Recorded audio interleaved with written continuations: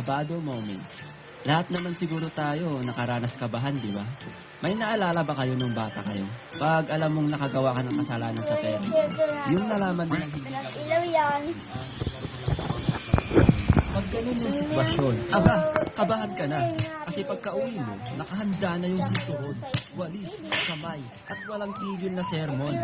Umiiyak ka na lang sa pagkainan habang iniisip mo, paano nila nalaman?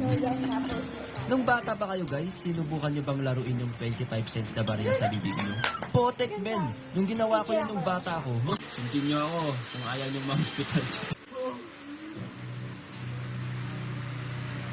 Ganda yarn. Hindi ba yan? Okay mga men, i-download nyo na para makigera na tayo. Alright! May video ako nung hanapin nyo lang sa videos ko yan. Ito at letter title. Yung unang laban ko doon, sobrang kabato ako ng lecture. First grading mga men, 5 ang... 2, 3 ka.